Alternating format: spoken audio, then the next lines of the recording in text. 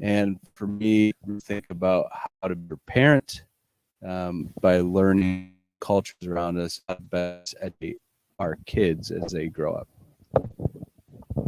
Stole my line. I'm Jessica Rausch.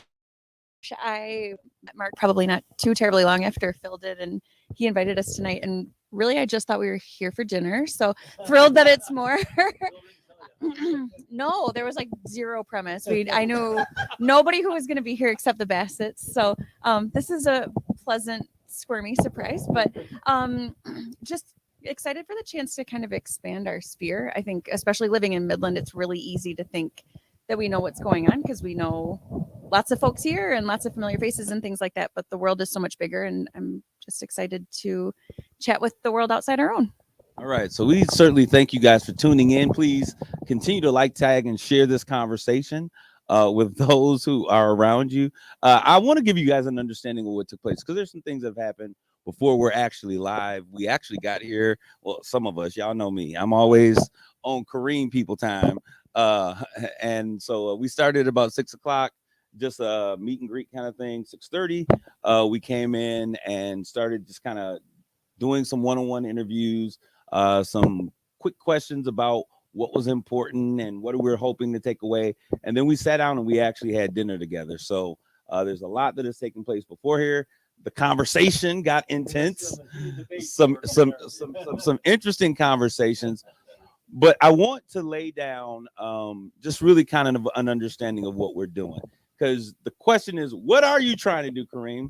What I'm trying to do is make conversations about race not so scary, not so infrequent, and things that and challenge people to take the hard step, to step out of your comfort zone and begin to have these conversations. Why is it important to have these conversations? One, as a Black man, as a member of a historically minority group, I recognize that there is a lot about my culture. There's a lot about Bobby as a Hispanic, Latino, Latinx individual, Mexican American, that people don't understand.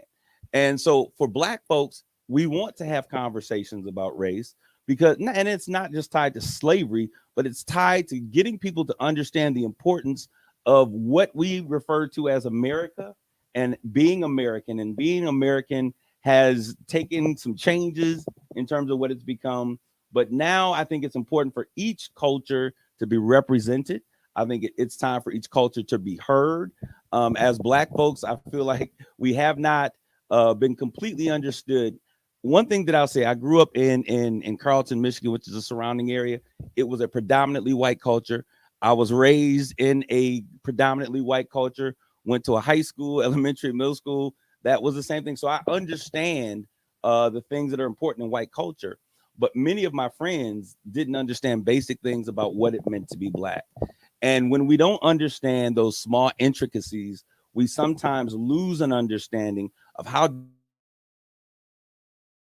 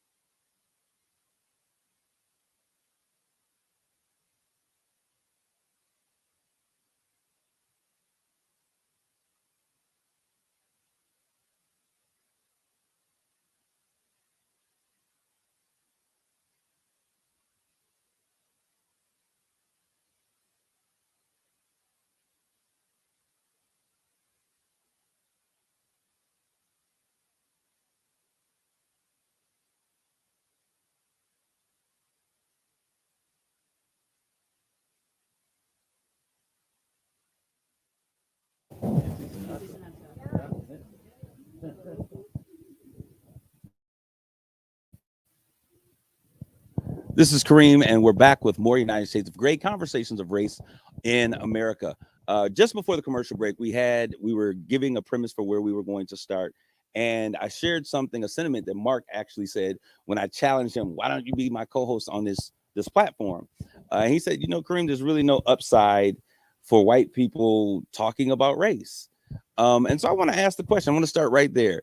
Is there a fear in white America of talking about race or having discussions about race?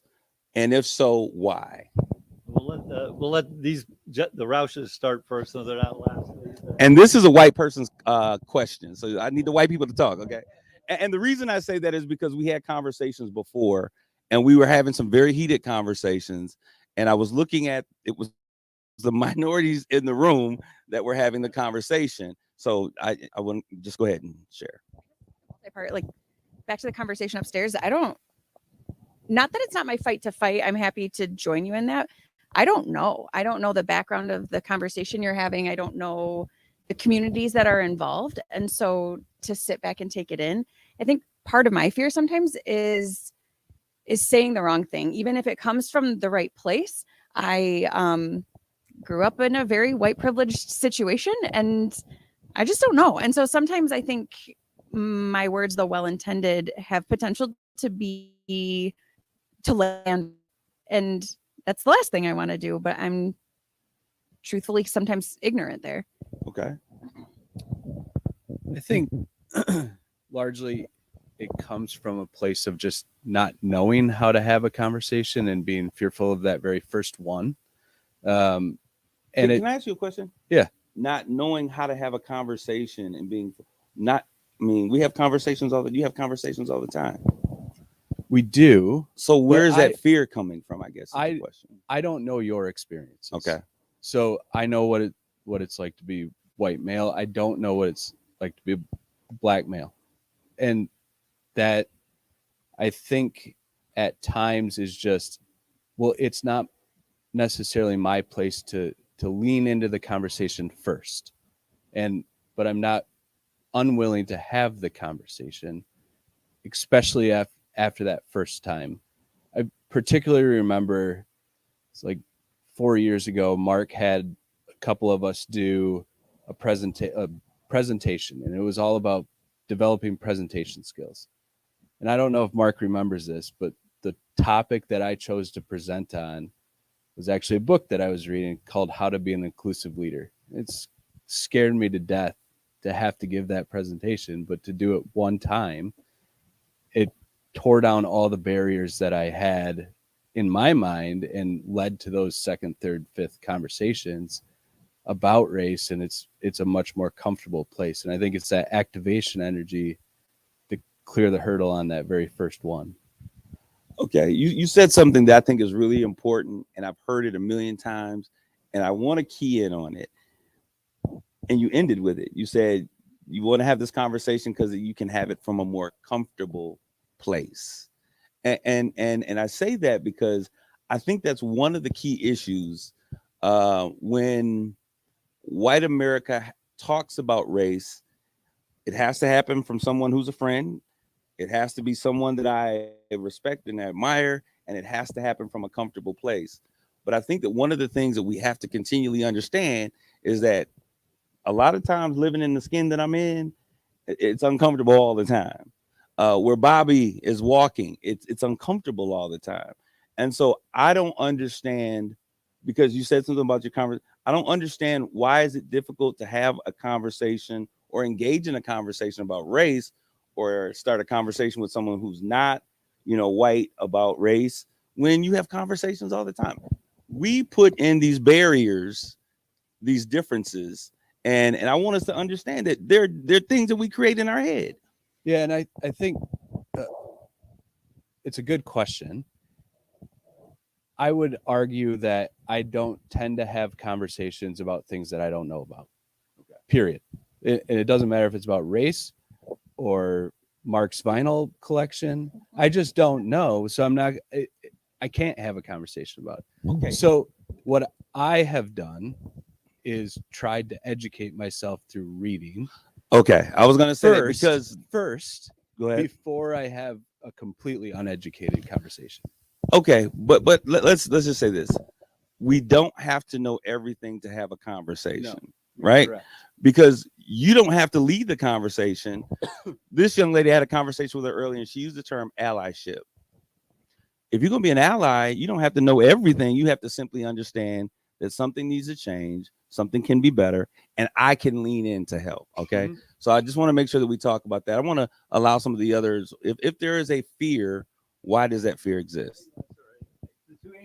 May I chime in? Go ahead. another? Absolutely. Something as we've been working, I do a lot of reading as well, just trying to learn and grow that way, because I also don't feel like it's your burden or your burden to be like, hey, Kareem, as a Black man, please teach me. Like that's not yours to bear. That really should be mine. But sometimes there's not a great space to learn that. And so that's a bit of a fear, as well as like, you've got enough. Like you said, it's uncomfortable walking around sometimes in the skin you're in. You don't need to teach me. Can you say that again for the people in the back? Because I'll say this, and Mark, I want to pass the mic to you, Mark, because I think that you speak to the sentiment of so many people. Like we are traumatized. Now we have to explain our trauma to you. I mean, go ahead, Mark. I want you to just share your opinion, because No, I ain't traumatized. okay. No. Go ahead.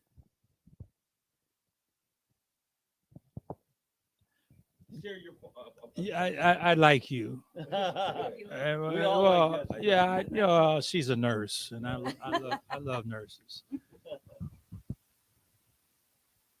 Part of the problem is the reluctance to talk about things, because that puts you in a bad situation, because you're thinking,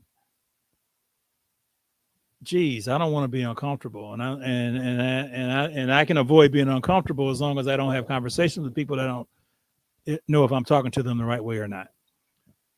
And then that there's a vicious cycle that's going on, because then you got Black people wondering who you are and why you're all boxed in, and you better believe that some of your reaction to what you hear from Black folks is going to be a little different, because you want to make sure you don't lead to something that's going to be offensive. I think the biggest hurdle oftentimes is, again, because white communities and Black communities frequently don't intersect. They don't. And that's why I like this forum, because you get a chance to intersect and you get to have easier conversations.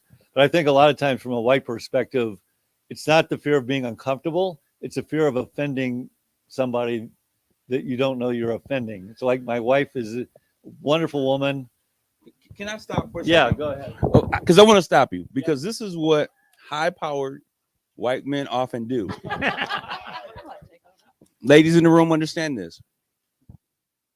Here we have this man, he's expressing a point and making an opinion, and you began to share what your thoughts were, Yep. not allowing him. And people don't understand this. These are microaggressions that we don't.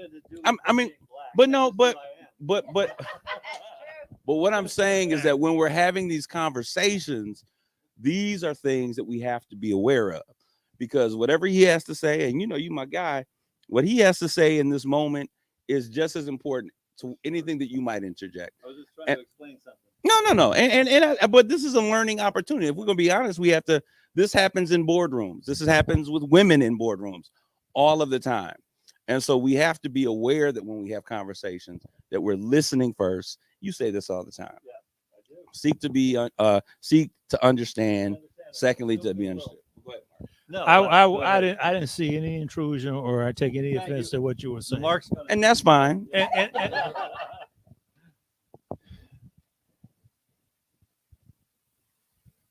if you allow yourselves to understand the plight of Black people, which is we've had to assimilate, we had to get comfortable being around people unlike us.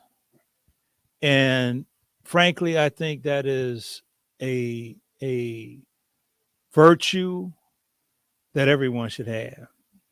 So if you really want to come out of this thing a little differently tonight, you got to allow yourselves to be you among people that are unlike you just to make progress. And there are going to be some occasions when you're going to stumble and you're going to throw back at you and you're going to be a little more uncomfortable, but everybody benefits from that experience. I moved into a neighborhood, and I shared this screen. I think Mark, you might have been part of that conversation too before. We were the second black family in a neighborhood that was a pretty substantially sized neighborhood. When I was when I was 7 years old, second grade. By the time I graduated from high school, that neighborhood was entirely black. And my interpretation of my conclusion as to why that happened, because it didn't have anything to do with crime, it didn't have anything to do with drugs. It had everything to do with people saying, I don't want to be around people that aren't like me for whatever reason. It was nice to have white neighbors because I could see them as being something other than just being white. They were my neighbors. And I got to think that promoted my development as I went further personally, and also my ability to relate to people that are unlike me. But it's a fabulous dynamic that continues to exist.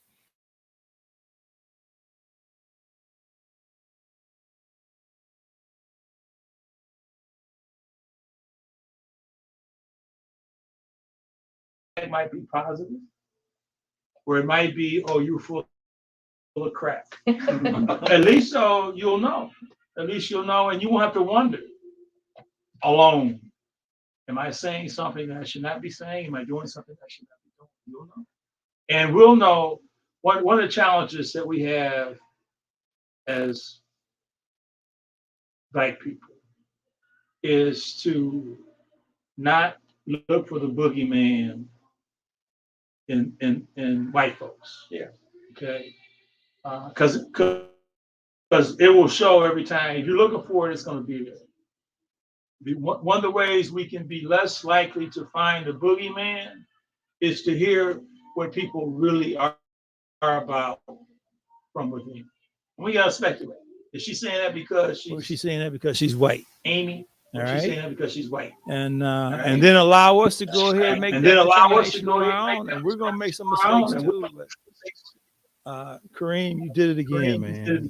You got this thing going, and I hope y'all understand as audience what the genuineness in Kareem pulling this together, because we fought when he first told me he wanted me to drive 2 hours to come to freaking Midland. I said, what? And what the discussion was going to be about, and I said, what?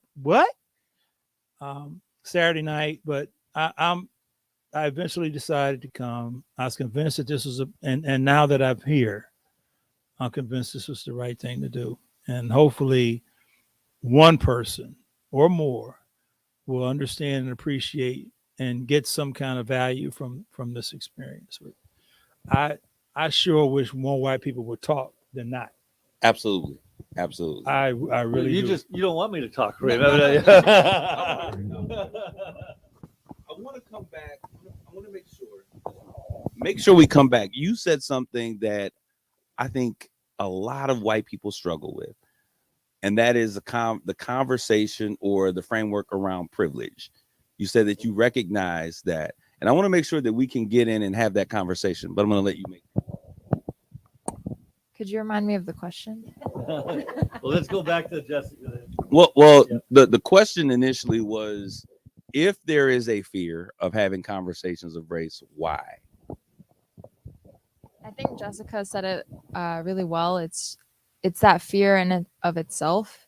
It's that being wrong. It's that saying something that makes you get that like I don't know if this is a good movement to describe it, but it's that feeling of offending someone, and that's not what we want to do as humans. But when it's something so weighted as race, I think it draws another level, because there's so much history that some do not choose or are not able to acknowledge that history and that difference of experiences and of lifestyles, or even like of accessibility, of like what we're able to do because of the way that we look. And I think that's a lot of the fears, because our first impression, like I studied communications, so I really wanted to know, like, how is it that we start to communicate? How is it that we are able to communicate within like the media and within communities and all of that? So I was like, oh, so it is the first impression. Like, you're seeing someone and you're looking at their clothes, you're looking at like maybe any indicators that they might be showing you of what they are as a person. So then we can kind of short circuit it in our brain, like, this is what that person is, and it makes it easier for ourselves. But really, it's not what it's about. It's about learning about each individual experience. It's about talking like we're doing. But I think the fear is around making that mistake of that first impression that we see, and stereotyping someone, or just jumping to a conclusion based on what we see, which is very outwardly, instead of diving deep into that experience-based, sharing-based knowledge. Since we're having this discussion, I'm making a whole lot of generalizations, and I hope folks don't think that that's normally how I get down, because it's not. But just to make it efficient, has there ever been an occasion? I'm opening this up to the entire group, where you did something or said something, and someone said to you that was inappropriate, or you decided on your own that it was inappropriate? But I'm just looking for anecdotes when maybe something has happened that might legitimize your concern about offending other people. Or is that just something that we just gotta deal with and realize that maybe that's more fantasy or fanciful than real? But has there been any occasion where you have done something and then you immediately realize, oh crap, I shouldn't have done that, or somebody pointed it out to you and said that was the reaction was not what you were looking for? It's usually the kids correcting me, All right, well, and I don't even know what I said. So, you're gonna say yeah? Well, I just feel like it's both. It's experience. I feel like it's both. I feel like it's experience. I feel like it's both the thinking it's gonna happen and thinking about that, like in a premonition. Is that based on something real? Prob- Is that something you saw in a movie or on television, or you just thinking Both. that I don't know these people and I don't want to take the chance of doing something that might be offensive to them, especially when I don't know them, and I don't know them well enough to really know what might be offensive what might offend them. What is there something I hear? I'll give you an example.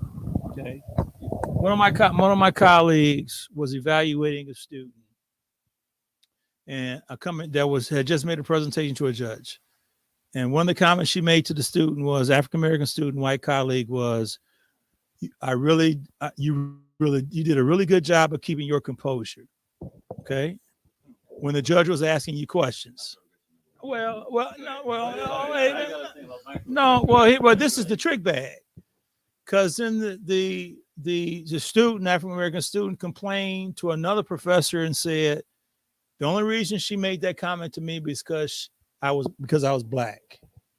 And she assumed that I would lose myself because I was black. And she was really surprised and wanted to make note of the fact that I kept my composure. And now my white colleagues are sitting there saying, I say that to everybody. I say that to everybody when it's appropriate. And I consider it to be a compliment. And I'm really wondering if I need counseling. And I jumped in and I said, no. What you said was totally appropriate. It was inappropriate for the student to take offense to that. But that's part of the growing process for everybody that's involved. But that's if you had not said So I think that that's she the fear kept her of people. composure. To me, that's the classic example of the fear of a white person Yeah. to say anything. Yeah, yeah. Yeah. And so again, I'm curious as to if you had some specific instances where somebody said or you said I messed up, or is this more of a just the unknown? You don't know enough to be willing to go ahead and take a chance of being you, and then you got to understand what kind of climate that's setting up. Kareem, I don't, as being a Hispanic today, I don't fear you young people. I don't fear you guys. I don't fear. I don't care what you think, because back in the good old days with the Flintstones, we were always reminded how we hung you guys, how we're going to do to you guys. You cannot enter this place and you cannot enter that place. I don't see that today. Wait a minute. Did I tell you that my brother-in-law is white? Did I tell you that my son-in-law is black? It's in my family. So today I do not fear what you think. I feared it in the past, but I blame all of this in our education, that we were always reminded to everybody that these Mexican people were drug dealers, these Mexican people were killers, everything in the world, that we were never. We were common people that just lived as a family. But today, I do not fear how you think, because again, like I said, your children are going to grow up with my children, because again, they're related. I want to piggyback off of that conversation, and I will not forget what we're going to talk about with you. But there has been a change. There has been a shifting. I don't know if it's an awakening, an awareness, or just an unveiling of racial issues in America. Okay, we know that America has had some issues with race for a very long time. 2016, we had a presidential candidate that seemed to stir those spaces, not seem to, but stir those pots. Do we believe that America has a race issue? I think that's an important place to start. Do we believe that America has a race issue? Yes. I think every country has a race issue. I mean, always race do that. issues exist. Yes. And I think, we've had this discussion before. I think change takes a long time. And I think, we're in a better place than we were 50 years ago. And I believe we'll be in a better place 50 years from now. But anytime we had this discussion, I think, about tribes on the last show. Maybe so. And there's still tribes, there's black tribes, there's Hispanic tribes. But to Bobby's point, these tribes are beginning to integrate and will continue to integrate. Now, we have a Hispanic daughter-in-law. Sounds like you have multiracial families. And I think I grew up in Hawaii, which is a true melting pot. And but even in Hawaii, there's racial issues because people tend to demonize people that are different, but they don't know any better, I think. Okay, well, hold on. Can I say one statement, then we're gonna come back because we said change. Things don't change. It happens to be someone, Miss Dotson. Please come get your husband. No, but someone understand. This is so interesting to me because you said that change doesn't happen overnight, and I agree with that. But change takes a longer time when we're looking for that individuals in power to concede the power that they have. So change can be sped up, and change can take less of the time that it needs to happen. But the powers that be have to be engaged in that process and understand that we're not asking for change, we're demanding for some things to change. And every single time we've seen that in history, we've seen change take place. What we're going to do is we're going to take a quick break. We're going to end our broadcast that we normally have at this time, but we're going to continue this conversation so that we can engage with those of you who are in social media. Put your comments in the stream. Those of you who are here, thank you once again for tuning in to United Shades of Gray, Conversations of Race in America. God bless you all. Grace and peace.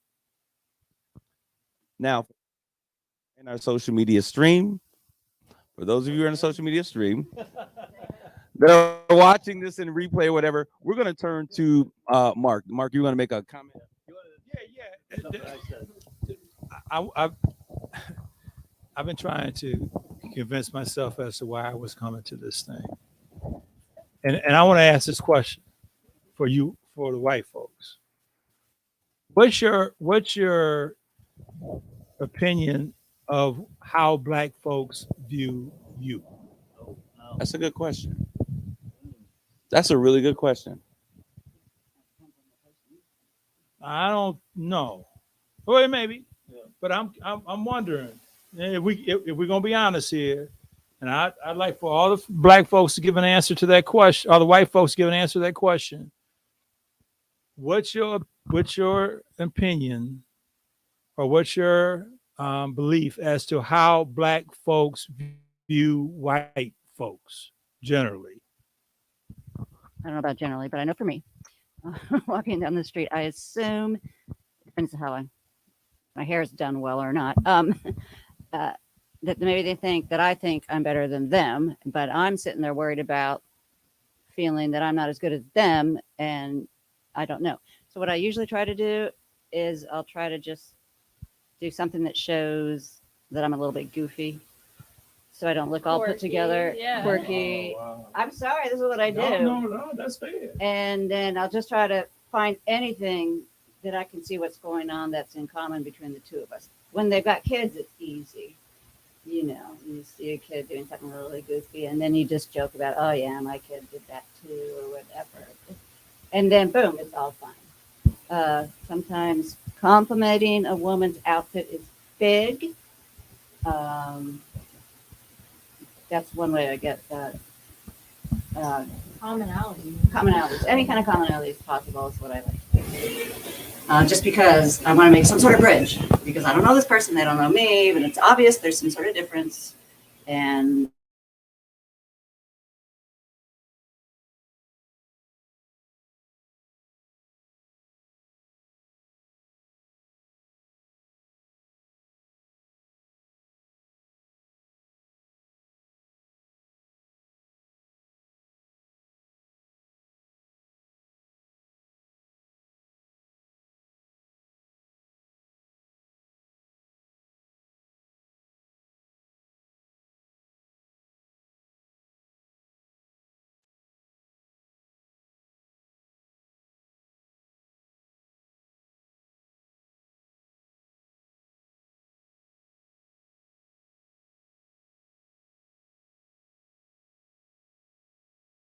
Saying I can give you an honest answer as to how I view white folks. Okay. So I think it's shifted as I've grown up, if you will. I think, like, again, I grew up in Midland that looks a lot like this. So I think I used to be kind of one of those, like, I don't see color white people that I not to say I didn't care, but you were my classmate, you were my teammate. It was kind of whatever. And then with age, and I think since 2016 and a little bit of learning since then, white women generally have been a little problematic. So I feel like that might be the sense that, like, white women have not, as a sweeping population, have not been super helpful lately. And I kind of walk with that now a little bit more. You think that because of these other white folks, that black folks might slot you into the poor white woman Karen syndrome. The Karen syndrome, not the poor white woman, like the. Well, not named the poor economically. I'm Oh. talking about the one that made the poor Yes. choice. Yes. Yeah. I mean, I guess it's. Just to feed off something that Jessica said when she said she grew up in Midland, Michigan, which I did as well, and how we didn't see color. And I remember I kind of prided myself on that. Like, I was raised, people are people, and I love to meet new people, new friends, regardless. And somebody brought it to my attention once that it's important to recognize that, you know, African American community, Indian community, Hispanic community, there's a pride in that I was like ignoring. So that's where some of my Ooh, thank you. apprehension Thank comes. you. Because I was just sitting here saying, like, Yeah. I want you to see me. But go Yeah, ahead. It's important. That's important, and that's part of your culture, right? Where, to me, I don't want you to see me. I want to melt into the background, and I feel like, I hate to say this, but I feel like, well, you know, my family doesn't have any great traditions. We don't have any great cultures, and why I'm so fascinated with other cultures and other communities, but it's one of the things that makes me apprehensive to jump in and say, tell me about yourself, because that's like, whoa, girl, settle down. Because it just, I don't want to offend anybody, because I take a true interest. I'm a genuinely kind person. I don't care, your color, your background. It interests me. But how do you get that across without being overeager? And then as far as, how I feel people see me, I feel like this is a facade. I am a marshmallow, right? So I have to make myself look strong and confident, and don't talk to me, and so therefore I feel like most people, including a lot of Black people, they don't approach me, they don't talk to me, because I don't come across as very friendly. But I really am. Let me just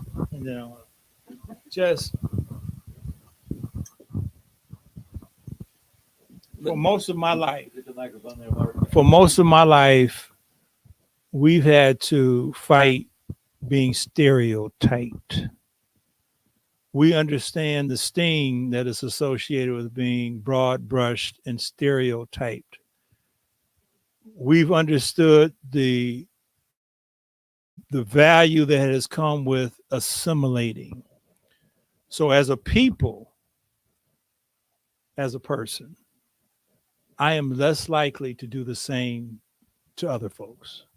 So if I got a white woman out here that's acting a fool, I'm not going to project that on anybody but that person, because because I've come from a situation where people have been very willing to do that to me, and I got to know better and do better, just as we formulate these guys. All right, and Bobby, you were gonna. I don't mean to offend you. When I got involved in the community back in the 70s, I see the uprise of the African American coming into leadership. As we went into the years of leadership in the 80s and the 90s, you people, Black people, started treating us like you guys were white people and we were the Black people. You guys treated us so bad. What is that? Yeah, explain a little bit what you mean. When we wanted to be at the table, or we wanted to something, they said, you know what? If you want something, you got to get on your knees like we did. You're talking about your people telling us that. Okay.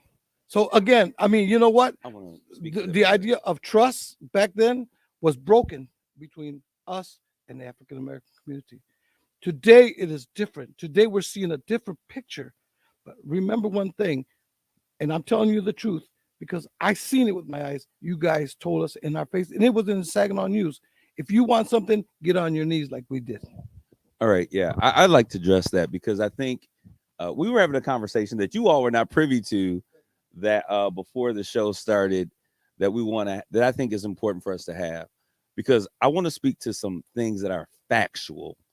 It's not about how I feel about what I saw, because again, as Mark was saying, we can see things and they can appear true in terms of what we see, but they may not necessarily be reality.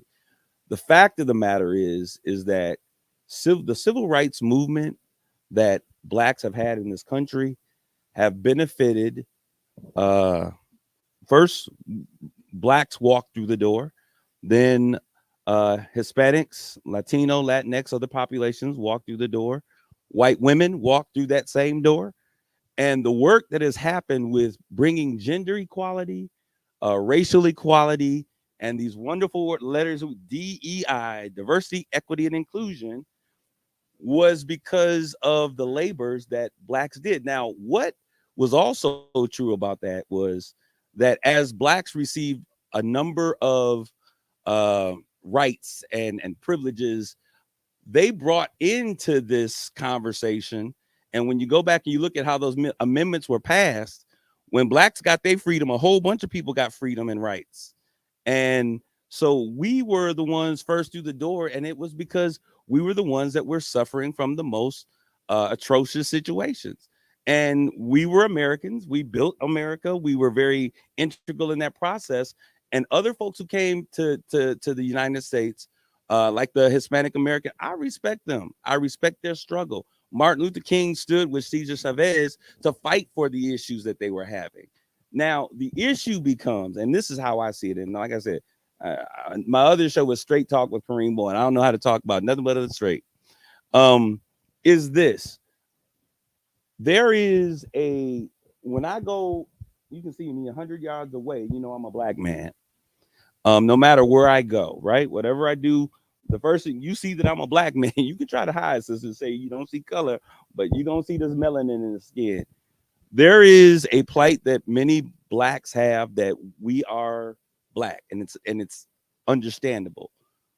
Other populations have come here, whether it be from Central America, South America, wherever, that when they get into the country, there is, as we said, we've had to assimilate in many ways, black folks, in terms of a lot of things we were taught to assimilate.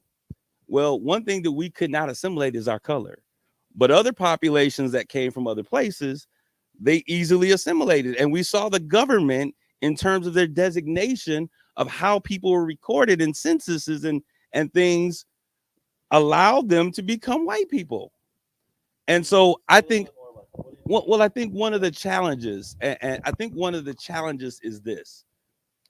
It is easier, and for me, and it happens all over the place. There are tons of Hispanic Americans that when you look at how they live their life and what they're doing and how they check their boxes, they are white Americans. I don't have that. I can never be a white American. Is that because they're like white passing in appearance as well? Is that? And I can relate to that because in our history, we had something called passing, because there was a privilege that was associated with fair skin. It was a paper bag test. If you were lighter than that, you could pass. And so I get that in terms of a struggle for personal identity and your place in this world. But the fact of the matter is that the Negro, descendants of African American descendants of slaves, have never turned their backs on Hispanics. I consider them a part. We say black and brown every single day of the week.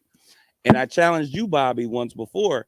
You have to get your community to start saying black and brown, because if we're fighting and you're benefiting from some of the things that we're doing, then you have to be willing to take on some of that struggle along with us. I would never isolate anybody. That's why I don't go against what, gays, the trans, because we've all had a struggle that we've had to overcome. And isolating ourselves and pointing within we're all minority groups. So we have to be able to identify, to fight, to stand for, and build a stronger coalition together than separate. Yeah, I don't doubt what you said. It disappoints me to hear what you said. One of the reasons I came to this thing was hopefully get that diversity, like the one you just shared. I can't tell you how disappointed I am to hear that you would have some black folks think they're better than you, or that you need to struggle like black folks have had to struggle just because they struggle. But ultimately, to me, it's just back to my point of like, we're all people. It's in a certain sense human nature to do those sorts of things at times, unfortunately. I don't know. There was and this might explain it.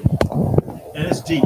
It's deep. And the time frame, Mark. Are you going to address the period that he's talking about? No, I want to get back. I'm gonna let him do that because that's a lesson for me. There was a USA Today survey a couple of years ago.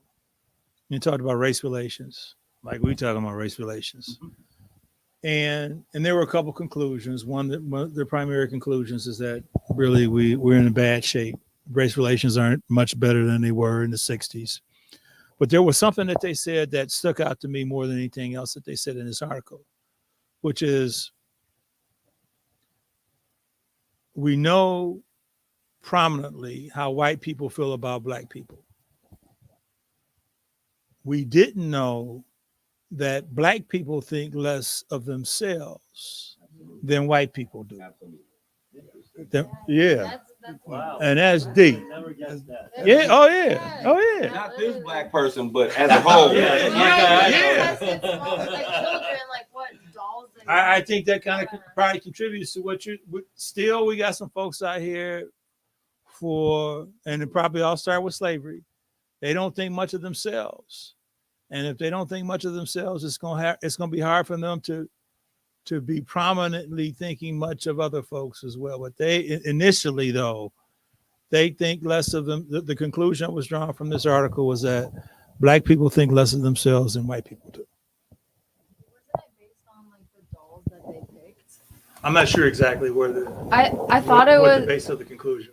Oh, I thought it was like they gave different dolls, and they were like well, at least one study that I had read was like they gave different dolls to different kids, and like, oh, which one seems more friendly, and like which one would you rather pick? And it was a similar study on like seeing what people, like which one seems more friendly, and it went off face shape and like the stereotypes that people see when they see a person, and just recognizing that like, yeah, Black folks think less, there was- of themselves in that study. And There was a Jesse Jackson anecdote. I don't know if Jesse Jackson, Jesse made the comment, you know who Jesse Jackson is. Jesse said, there's nothing more comfortable or comforting to me than to be walking late at night in an alley and look behind me and see that there's some white folks behind me and not some black folks. Jesse said that. So there are a lot of issues. It's not just white on black race issues, but there are black on black racial issues as well. The way I view the black and the brown community, because whenever you any podcast, I'm always talking black or brown. The way I see it is that the issues that we're fighting are the same issues. The communities that we're living in are the same communities. And so when I look at anything, even if I'm putting a program, I'm not laser focused on black people. I look at black and brown folks together, because at the end of the day, when we are able to work together, we have a sense of power. Now, what I will say is that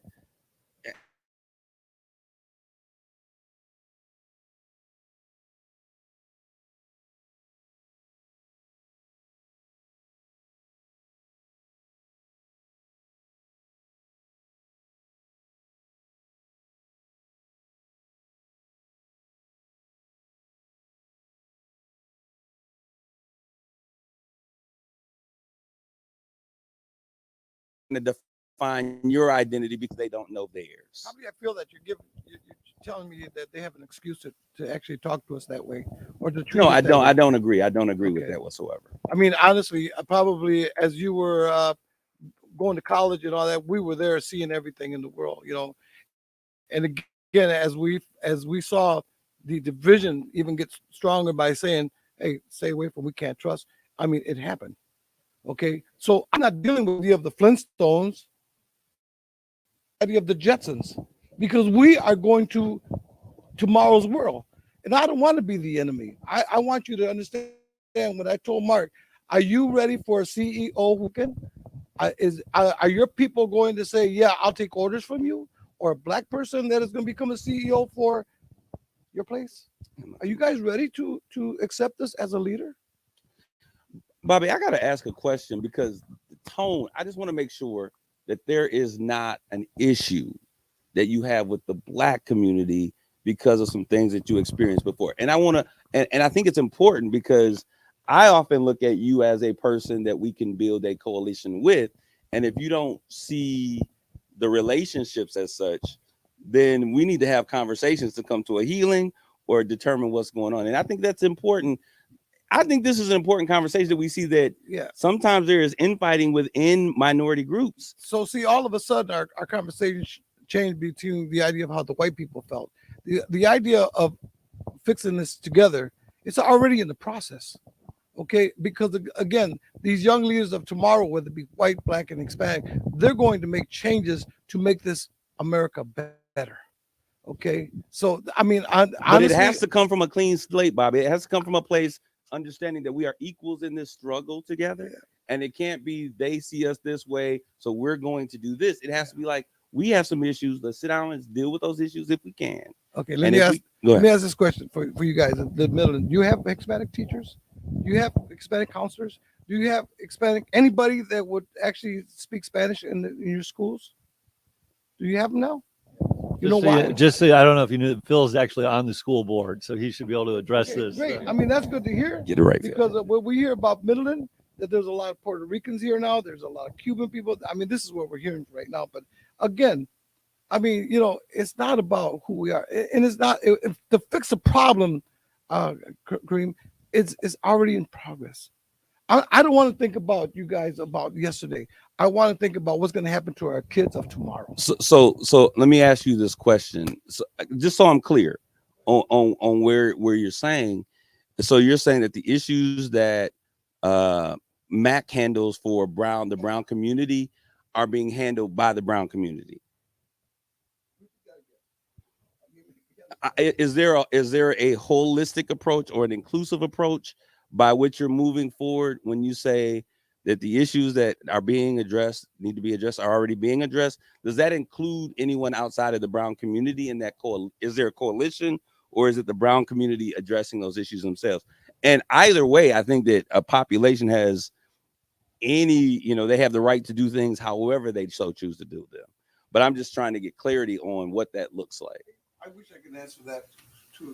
Just your microphone, Bill. I wish I could answer that one. Okay. Mhm. I mean, honestly, like I said, we don't even talk about this no more. We talk about tomorrow. Again, I wish I could give you the honest answer on that one. When you Because- talk about because my tomorrow, people- what does tomorrow look like? because honestly, I've said with my people, and we've had some conversation between African Americans and us, and again, we put a stop to that. But again, like I said, it's not about us no more. Okay, It's not about us no so, more. so I got it. Mark, were you gonna say something? No. Okay, all right. So, but yeah, I do. Since this is the open forum. yeah, after this, and we're gonna pivot to the Okay. yeah. Go ahead. I had a colleague. I do a lot of media stuff, and one of the guys that sets up these media interviews for me. After I gotta say no to, because he just wants me to be that ubiquitous black law professor talking about everything, and most of the time I gotta say no. Sometimes I'll say yes. But after I had told him no this time, he said, "I want to talk to you about something personal." So what's going on? I'm on the board. This is the guy. I'm on the board for a private school in Ohio, and we're dealing with this DEI thing. We're going to change our department from DEI to something that's more politically correct. I didn't even know there was a movement involved. But we got because we got to the point now where people hear DEI and they are immediately hostile to that acronym. Okay, yeah, I'm hostile. So we got to change it, and now it's the Department of Belonging instead of DEI. So one, have you sensed that yourselves? And then also, the conversation came on. He said, "Yeah," and he accused me of being woke. And I said, and he said, "What do I say in response to that, Mark?" I said, one, if they're using that term, they're just trying to shut down any legitimate conversation. Mhm. One, so you got to decide how you want to deal with that person. You want to disrespect them the way they just disrespected you, or do you want to indulge and engage them and try to get them to understand why woke is not a bad thing? I'm wondering. Yeah, but it shouldn't be. Well, we got a lot of folks that hide behind woke as if, yes. And have you found that to be your experience? Have you ever used the word woke? No, I don't know that anyone can actually define it. Well, it's like aware of what's going on, right? Like, Well, that's what it should mean. That's what it should mean, right. It's used as a shut up. Yeah. It's yeah. it's used as you're being oversensitive, or you're trying to Like a shutdown. I'm shutting you down. Yeah, yeah. Mark, I'm I sitting think you're trying to define something that can't be defined. But Well, I'm trying to respond to something, to someone who tries to use a word that can't be defined as if it stands for something Yeah. legitimate. I mean, it's used, but when you ask the person what it really means, They don't They answer. can't actually answer the question. So what does that say about the person that's using it, knowing that they can't even define it? Go ahead, Bill. you asked about DEI, and we've had a conversation in Midland about DEI for 3-4 years now, and it's been interesting. One, I would say you have to remind yourself that there's a very vocal minority of people that want to shut down DEI and conversations around diversity. And I think what we as leaders have to do is not ignore that vocal minority, but be transparent about what community conversations we need to have and why those community conversations around DEI are not intended to be threatening. And that education about history and what we've been through as a nation and where our original sin as a nation comes from You real woke right now, is not threatening. And I think the analogy that kind of rings true in my head is, people, the first argument that I've heard and is, well, I don't want my kid to feel bad because their ancestors were slave owners. As a white kid that grew up in Midland, I never once saw myself as a slave owner. I always saw myself as hopefully an abolitionist in those days. And that's not who I never identified as the slave owner. And it was through education that you learn more about our history and why people come from different perspectives based on their background. And the DEI conversation, I have experienced that as soon as we are transparent about what our education system is trying to do in those spaces, it really disarms those negative voices. And especially when those voices are truly in the minority in their opinions. That's deep. I've heard that response to history and the teaching the full history and the resistance to teaching the full history, because white folks are concerned about kids thinking that because we come from slavery, that they should feel bad about themselves because their ancestors were slaves. That nullifies a whole lot of progress. That nullifies a whole lot of potential if you got to feel that way. And that's a whole lot of black folks. When you do that at the same time, it produces an environment that's hostile. And I'm not saying you're doing that, but that's deep. And I'm really wondering if the conversation goes to, or we are concerned about offending white people, if somebody said something like that in my presence, then I would push them on it. I would force them to explain exactly how this is supposed to work. Because in one vein, you're saying we don't to teach black history or our history. Forget about black history. Our history of racism, our history of slavery, our history of plantations and cotton field, and where black people come from should not be done.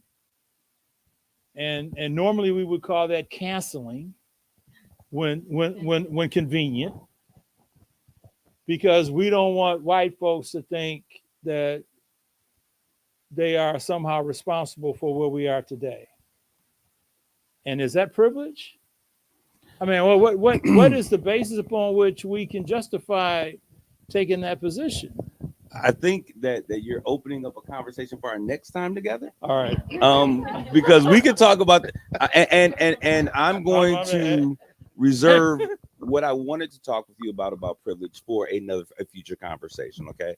What I would like to close out, because we have to close at some point, is I want to ask each person to really think about what is one way that you are willing to embrace, to lean in, to tackle this issue that we're having in terms of race. What's one way that you can use? Is it to sponsor another conversation like this? Is it to go home and talk with your family about it? But what is one way that you feel that you might be able to take from this conversation that you can lean in to address some of the issues that we're seeing relating to race? And we're gonna start. I hope I speak for both of us. We'd love to host another one. That's Awesome. the easy one. But I think something I heard on good old TikTok just yesterday was, and I've been sort of sitting with it today too, is that white people are so used to being centered that when we're not, we feel like we're being excluded or even threatened. And so kind of continuing to sit with that, with what I've heard from all of you tonight, that like, just because the world doesn't revolve around me doesn't mean that I'm not included and welcome, and kind of continuing to carry that moving forward. For me, I think it goes back to our very first interaction when we started this discussion on air, and it's stop reading and start talking.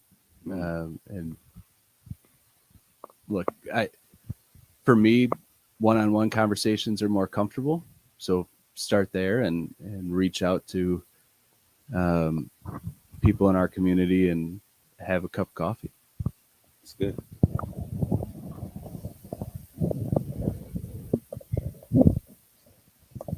I think it probably is known that I was uncomfortable. And I think moving forward, this has proven there's a lot of little points that have been said, like assuming goodwill. Push yourself to initiate those uncomfortable conversations and put myself out there in other cultures and communities, because hopefully that sparks something which sparks change. And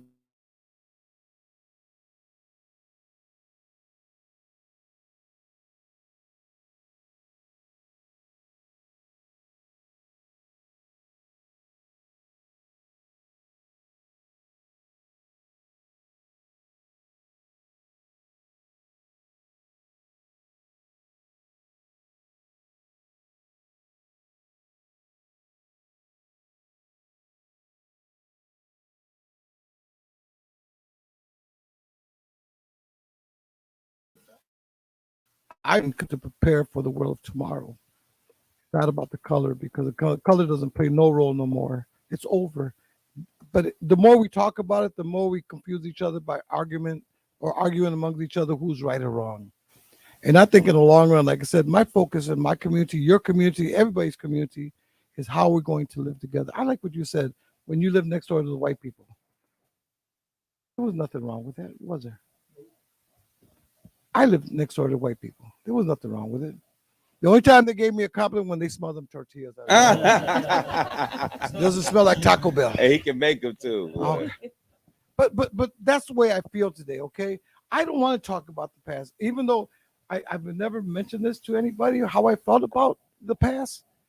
This is the first time I ever talked about this, and I don't want to talk about it never again. But again, like I said, I'm ready to tell you right now, it is time for us to come together. Okay.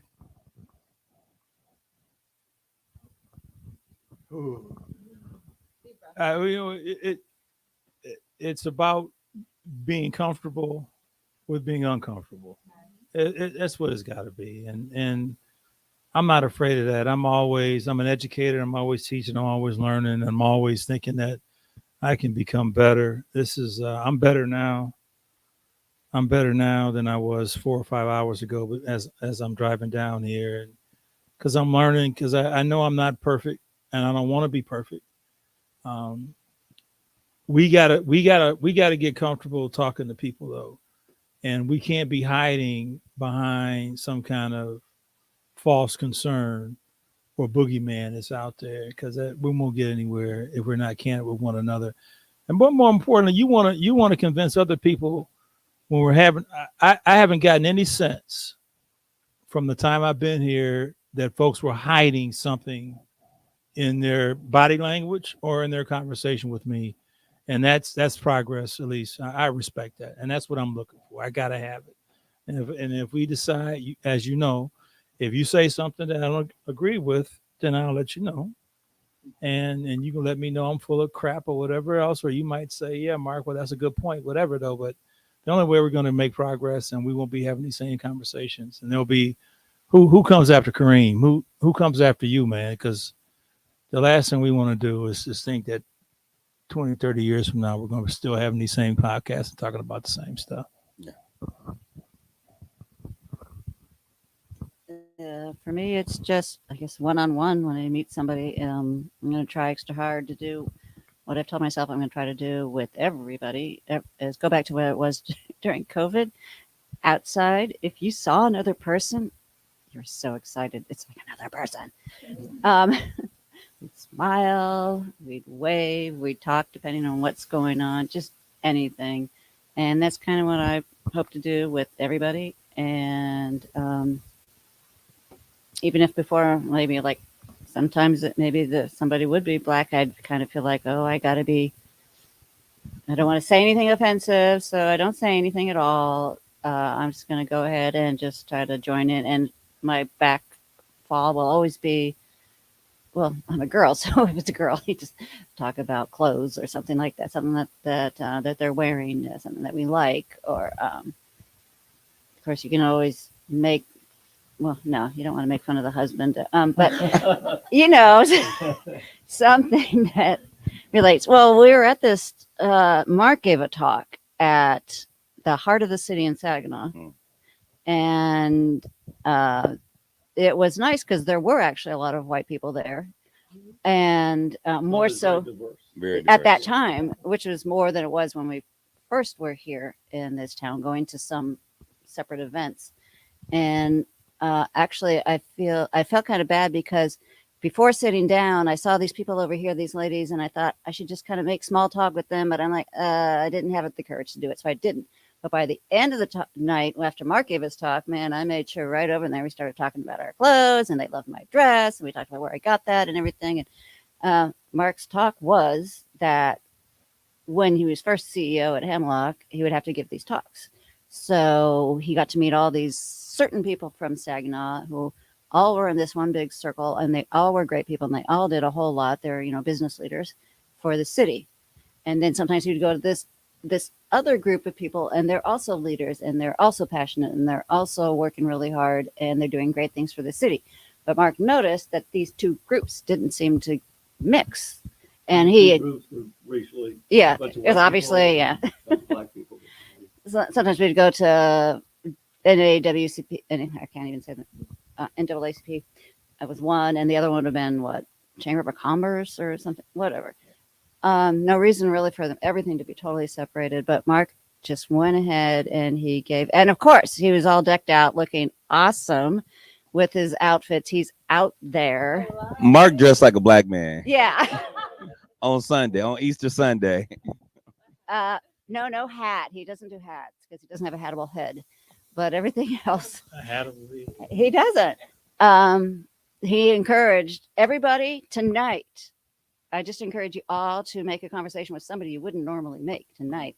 And so when he sat down, that's when I did. And I think that's just basically what I'm going to do. And I hope other people do too. I think Bobby wanted to Oh, say no, I something. just wanted to say, we thought you were one of the Beach Boys, okay? So, But he's that At the too. heart of the city, yeah. He's one of the both. Beach Boys. He's both. That's the thing. And he's Daniel Boone because he grew up in Louisville, Kentucky. You did a great job, man. Thank you. Go ahead, Amy. What are you gonna do? Can you repeat the question, please? Something that you. Go ahead. The take home? Okay. So I think the take home is to talk to the person that you're with, see what their experience is. For me, it's noticing my own identity and like taking that and then starting a conversation with someone else. I think Mark made a really good point about just seeing where we're at, and unmasking is a term from the neurodivergent community, which I identify with, which is just showing our authentic self and being able to come to a commonality, which Mary, and I know that we're all talking about this, but Mary also mentioned like the commonalities between us all, and being able to have those conversations. So my takeaway And something I strive to continue within relationships and new conversations is just what are we all within this ethos, this universe, and how can we support each other, and how can we continue the work that we're all doing, and what does that look like? I think that one of my focuses on tonight was how we all digest information, because I'm a big foodie and like to kind of make that relation to food is like, how are we taking in information and how are we then spreading that, because our energy does come from food. So like the energy that we get from conversations should then be put towards something else, and how are we going to do that? And so I think my biggest thing is, how am I then going to take my identity, my privilege, my minority standings, whether that be throughout my identity or new things that I have yet to discover, but how are we going to take where we are as humans and continue to relate and communicate? So that's my takeaway. I'm just going to continue to do what I have been doing, which is continue to encourage myself to get in an uncomfortable position and meet new people, and encourage other people to do the same, and try to continue to create forums where diverse groups of people can get together and have push outside of their zone of comfort and have good conversations. I want to first of all thank Mark for opening up his home, Mark and Mary, for opening up their home for this conversation. Amazing meal. I want to thank all of you guys for coming and being a part of this conversation. What am I taking away from this? One is that I will endeavor even more, because we all have our biases, to look at individuals as humans first. That we are all, our commonality, I don't have to look at clothes and hair. Our commonality is that we're all part of the human race. So start the conversation there. The second thing that I want to do is I'm going to continue to push the button and challenge people to be uncomfortable in uncomfortable spaces, to build greater racially mixed spaces. And then I'm also going to say to my brothers of the Mexican American Council, that the door is always open, and everything that I've done, from working with Hemlock to Dow to Microsoft, has always been for underserved communities. And so if that means that you're a woman, if you're Mexican American, Black, I'm fighting for people who don't have voices. So I want to thank you guys for tuning in. We want you to like, tag, and share this conversation, because we can change anything that we can have a conversation about. We want to thank you for tuning in. Grace and peace.